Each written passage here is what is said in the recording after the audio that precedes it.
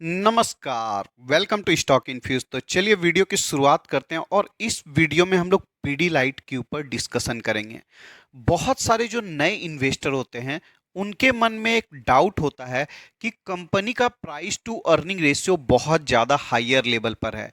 ऐसे में कंपनी तो अच्छी है, लेकिन क्या हम इस कंपनी में इन्वेस्टमेंट करेंगे तो फ्यूचर में हम अच्छा रिटर्न बना पाएंगे या फिर नहीं बना पाएंगे।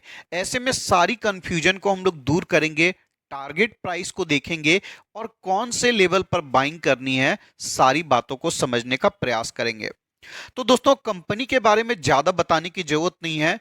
बहुत पुरानी कंपनी है। लास्ट 6 मंथ का रिटर्न देखेंगे 6% का है। 1 ईयर का रिटर्न देखेंगे माइनस में नजर आएगा। 5 ईयर का रिटर्न देखेंगे 139% का रिटर्न है।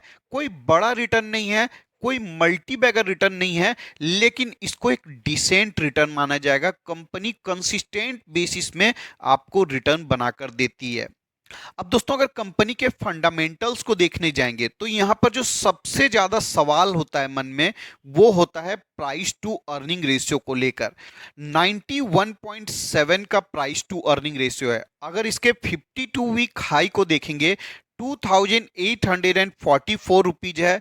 52 वीक लो 2250 रुपीज है और करेंट मार्केट प्राइस 2500 रुपीज के आसपास है।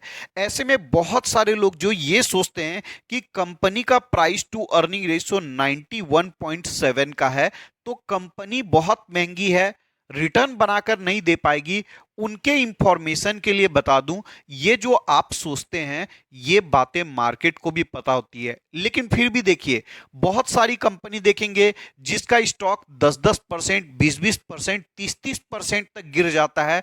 यह बड़ी कंपनी में भी देखने को मिलेगा। आप आईटी कंपनी में टीसीएस, इंफोसिस, विप्रो को देख लीजिए, अपने 52 वीक हाई से काफी ज्यादा गिर चुके हैं। लेकिन इस कंपनी का वैल्यूएशन भी महंगा है, फिर भी कंपनी में इतनी बड़ी गिरावट नहीं होती है। इसका रीजन है दोस्तों, कंपनी मोनोपोली है। 70% कंपनी के पास मार्केट शेयर है। दूसरा जो पॉइंट है, जो बहुत सारे यूट्यूब पर एनालिसिस करते हैं वो मिस कर जाते हैं। कंपनी का जो प्रॉफिट दिखता है वो तो हम लोग देख ही लेते हैं कि कंपनी कितना प्रॉफिट कमाती है। तो नेट प्रॉफिट 1405 करोड़ का है, तो ये प्रॉफिट तो आपको दिख जाता है। लेकिन साथ में कंपनी दूसरी कंपनी में भी इन्वेस्टमेंट करती है, जो स्टार्टअप कंपनी होती है या अदर जो दूसरी कंपनी होती है इसके बिजनेस से रिलेटेड, ऐसे कंपनी में पीडीलाइट इन्वेस्टमेंट करती है। अब मान लीजिए जिस कंपनी में पीडीलाइट ने इन्वेस्टमेंट किया है उस कंपनी का अगर प्रॉफिट बढ़ता है तो ये पीडीलाइट का भी प्रॉफिट बढ़ रहा है।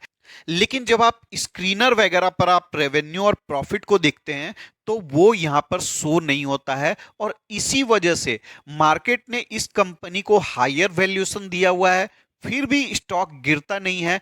क्योंकि जो बात मैं आपको बता रहा हूं, मार्केट के जो बड़े बड़े एनालिस्ट हैं उनको पता है। पीडीलाइट ने अपना वेंचर कैपिटल बनाया हुआ है, जिसके थ्रू छोटी छोटी कंपनी जो इसी से रिलेटेड है ऐसी कंपनी में इन्वेस्टमेंट करती है। अगर उदाहरण के लिए देखेंगे तो विनाइल केमिकल, अब इस कंपनी में आपको पीडीलाइट का शेयर देखने को मिलेगा। आप देखिए, पीडीलाइट ने इस कंपनी में इन्वेस्टमेंट किया हुआ है। अगर प्रमोटर में देखने जाएंगे तो आपको पीडीलाइट का नाम देखने को मिलेगा। तो इस कंपनी का जो शेयर प्राइस जो इंक्रीज कर रहा है, इस कंपनी का जो प्रॉफिट बढ़ रहा है, रेवेन्यू बढ़ रहा है, कंपनी बड़ी हो रही है, तो ये सब आपको बैलेंस शीट में शो नहीं होता है। और इसी वजह से बहुत सारे इन्वेस्टर जो नए होते हैं, जो डीपली स्टडी नहीं करते हैं, उनके मन में ये सवाल होता है कंपनी बहुत महंगी है, अगर इसी का कंपैरिजन दूसरी कंपनी के साथ करें तो सस्ते वैल्यूएशन पर अवेलेबल है, तो हम सस्ती कंपनी में इन्वेस्टमेंट करते हैं और यहीं पर गलती हो जाती है। अगर आप एक नए इन्वेस्टर हैं, आप कंसिस्टेंट रिटर्न कमाना चाहते हैं, सेफ रिटर्न कमाना चाहते हैं, तो आपको बड़ी कंपनी में भी पैसे लगाने चाहिए, मिड कैप कंपनी में भी पैसा लगाना चाहिए, स्मॉल कैप कंपनी में भी पैसा लगाना चाहिए। अगर आप सारा का सारा पैसा मिड कैप और स्मॉल कैप में लगाते हैं, जब स्टॉक गिरेगा आप स्टॉक को होल्ड नहीं कर पाएंगे। अभी आपको लग रहा होगा नहीं मैं स्टॉक को होल्ड कर पाऊंगा, लेकिन मैं अपने एक्सपीरियंस से बोल रहा हूं दोस्तों, जब मार्केट में गिरावट होती है, आपका स्टॉक 20-20, 30-30, 40-40% गिर जाता है। ऐसे में होल्ड करना बहुत मुश्किल हो जाता है, अपने इमोशंस को कंट्रोल करना काफी मुश्किल हो जाता है। इसलिए आपको बड़ी कंपनी में भी पैसा लगाना चाहिए, मिड कैप कंपनी में भी पैसा लगाना चाहिए और स्मॉल कैप कंपनी में भी पैसा लगाना चाहिए। अगर कंपनी के सेल्स के ग्रोथ को देखें तो देखिए 12% का था, 14 होता है, 17 होता है। मतलब कंपनी का sales year on year basis में देखें तो कंटिन्यू बढ़ता जा रहा है। प्रॉफिट का ग्रोथ देखेंगे तो आपको थोड़ा सा कम होता हुआ नजर आएगा।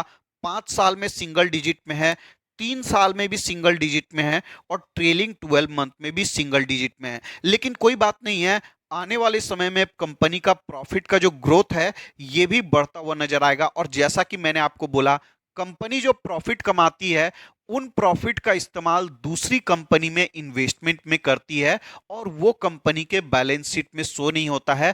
आप कोई भी स्क्रीनर में देखते हैं तो वहां पर आपको ये देखने को नहीं मिलता है। अब रिटर्न को देखिए, लास्ट 10 ईयर का रिटर्न 26% का है, 5 ईयर का 19% का है, 3 ईयर का 21% का है और 1 साल में कंपनी ने कुछ भी परफॉर्म नहीं किया है। और इसी वजह से पिछले 3 और 5 साल का जो रिटर्न है वो कम दिखाई दे रहा है। लेकिन ऐसी जो कंपनी होती है, जब मार्केट गिरता है, बहुत ज्यादा गिरता है या मार्केट क्रैश करता है, तो ऐसी कंपनी बहुत कम गिरती है। मतलब दूसरी केमिकल कंपनी 50% गिर रही है, 40% गिर रही है, तो पीडीलाइट 15-20% गिरती है। तो ऐसे में आपके पास थोड़ा सा हौसला भी रहता है, स्टेबिलिटी रहती है। अगर मान लीजिए उसी समय इंस्टेंट आपको पैसे की जरूरत है तो ये स्टॉक कम गिरा है, आप फिर भी प्रॉफिट में रहेंगे, तो आप तभी प्रॉफिट बुक भी कर सकते हैं इमरजेंसी में। तो ये सारी बेनिफिट होती है बड़ी कंपनी में इन्वेस्टमेंट करने से। इस कंपनी में आपको इन्वेस्टमेंट करने का विचार करना चाहिए, क्योंकि अभी भी देखने जाएंगे तो ये एक ग्रोथ कंपनी है। ये कंपनी इंडिया में तो मार्केट की लीडर कंपनी है ही, साथ में बांग्लादेश में भी इसका स्ट्रॉन्ग प्रेजेंस देखने को मिलता है। बांग्लादेश भी एक ग्रोइंग कंपनी है। इससे पहले मैंने आपको बर्जर पेंट में भी बताया था कि बर्जर पेंट बांग्लादेश में मार्केट की लीडर कंपनी है। इंडिया में एशियन पेंट है लेकिन बांग्लादेश में बर्जर पेंट है। तो ये कंपनी का प्रेजेंस भी बांग्लादेश में काफी अच्छा देखने को मिलता है। और देखिए दोस्तों, अभी आपको लग रहा होगा कंपनी और क्या प्रोडक्ट्स लेके आ सकती है। अगर आप यूएस के पेंट मार्केट को देखेंगे तो बहुत सारा ऐसा प्रोडक्ट है जो इंडिया में अभी तक अवेलेबल नहीं है। तो वो सारे प्रोडक्ट सेगमेंट में ये कंपनी उतर सकती है। मार्केट बहुत बड़ा है, घबराने वाली कोई बात नहीं है। साथ में कंपनी ग्रोथ को मेंटेन करने के लिए कुछ सेलेक्टेड एरिया में पेंट सेक्टर में भी उतर चुकी है। कंपनी के पास ऑलरेडी बहुत बड़ा डिस्ट्रीब्यूशन नेटवर्क है, तो ये पेंट बिजनेस को भी आसानी से चला लेगी, तो उसमें भी आपको ग्रोथ दिखाई देगा। तो अच्छी कंपनी है, इस कंपनी में आपको डेफिनेटली इन्वेस्टमेंट करना चाहिए। जब मार्केट का सिचुएशन अच्छा होगा तो स्टॉक में आपको बहुत अच्छी तेजी देखने को मिलेगी और जब मार्केट में गिरावट होगी तो आपको इस स्टॉक में कम गिरावट देखने को मिलेगी। अगर इन्वेस्टमेंट की स्ट्रेटजी की बात करें तो आप करेंट मार्केट प्राइस पर इन्वेस्टमेंट कर सकते हैं, 2-3 इंस्टॉलमेंट में इन्वेस्टमेंट करिएगा। ऐसे स्टॉक में बहुत बड़ी गिरावट नहीं होती है। आप चाहें तो करेंट मार्केट प्राइस पर इन्वेस्टमेंट कर सकते हैं या 2450 का इंतजार कर सकते हैं, 2450 रुपए पर इन्वेस्टमेंट कर सकते हैं। हर 100 रुपीज के गैप में आप छोटी छोटी क्वांटिटी में इन्वेस्टमेंट कर सकते हैं। लॉन्ग टर्म में ये कंपनी आपको टेंशन फ्री रिटर्न बनाकर देते रहेगी। अगर वीडियो पसंद आता है तो लाइक ठोक दीजिएगा। चैनल को रेगुलर अपडेट्स के लिए सब्सक्राइब कर सकते हैं। और अगेन रिमाइंड करा दूं, मैं कोई सेबी रजिस्टर्ड एनालिस्ट या फाइनेंशियल एडवाइजर नहीं हूं। वीडियो में जो भी बातें बताई गई है सिर्फ इंफॉर्मेशन और स्टडी पर्पस के लिए है। कोई भी फाइनेंशियल डिसीजन लेना हो अपने फाइनेंशियल एडवाइजर से कंसल्ट कर लीजिएगा या खुद के स्टडी के बेसिस पर ले सकते हैं। धन्यवाद।